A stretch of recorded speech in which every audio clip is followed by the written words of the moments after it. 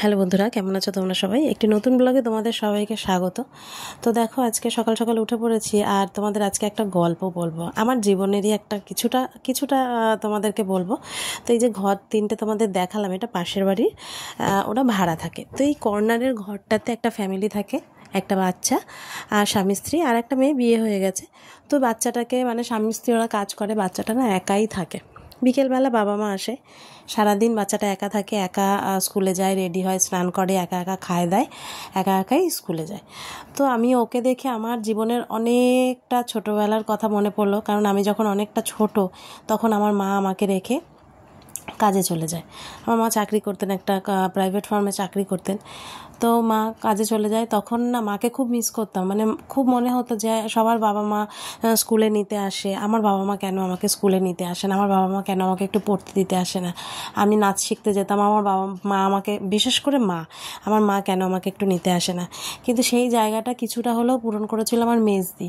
তার কারণ হলো আমার বড়দিও মায়ের সাথে, মায়ের অফিসে চাকরি করতো, বড়দিকে অতটা পাইনি। বড়দি হয়তো সকালাতগুলো পূরণ করেছিল, কিন্তু মেজদি যেভাবে আমার হাতটা ধরেছিল সেইভাবে মায়ের কিছুটা অংশ ও পূরণ করেছিল, আমাকে খাইয়ে দেওয়া, আমাকে হাত ধরে স্কুলে নিয়ে যাওয়া।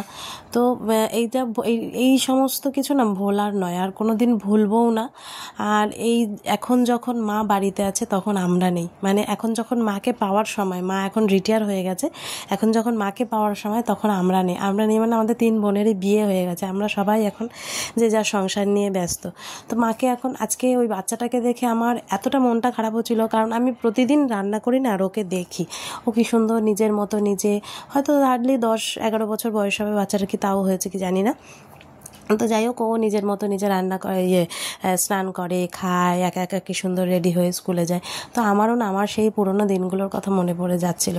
তারপরে আবার বেশ মেজদির সাথে চলছিল ভালো, ওর সাথে পুতুল খেলা, ওর সাথে খেলাধুলা, ওর সাথে স্কুলে যাওয়া, ও আমাকে প্রতিদিন খাইয়ে দেওয়া। কিন্তু হঠাৎ আবার মেজদির বিয়ে হয়ে যায়।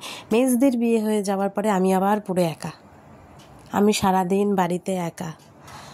আমার খাওয়া দাওয়া বন্ধ হয়ে গেছিলো আমার দিদির বিয়ের পরে, কারণ আমাকেও খাইয়ে দিত, ও খাইয়ে দিতে দিতে আমার একটা অভ্যাস হয়ে গেছিলো এমন যে ও না খাইয়ে দিলে আমার যেন খাওয়া হতো না।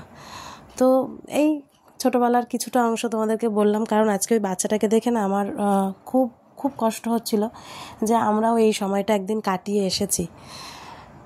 এই সময়টা মাকে খুব প্রয়োজন। আমি চাই আমার বাচ্চাটাকে আমি যেন আমার সম্পূর্ণটা দিয়ে আগলে রাখতে পারি। আমরা সেরকমই রাখি, আশা করি সেরকমই রাখতে পারবো। তো সবাই সবার সন্তানকে নিয়ে, সবাই সবার মাকে নিয়ে খুব ভালো থেকো, সুস্থ থেকো, এবং সবসময় বাবা মাকে ভালোবেসো, নিজের সন্তানদের ভালোবেসো, ভালো রেখো। তো চলো, আর কিছু বলার নেই, মনটা একটু ভারী ভারী হয়ে গেছে, একটু কষ্টই হচ্ছিল। আমি আজকে রান্না করতে করতে কিছুটা কেঁদেও ফেলেছিলাম, কারণ ভাবছিলাম যে সত্যিই তো আমিও তো সেই সময়টা কাটিয়ে এসেছি। তো চলো দেখতে থাকো, ভালো লাগলে লাইক করো, শেয়ার করো, কমেন্ট করো, টাটা।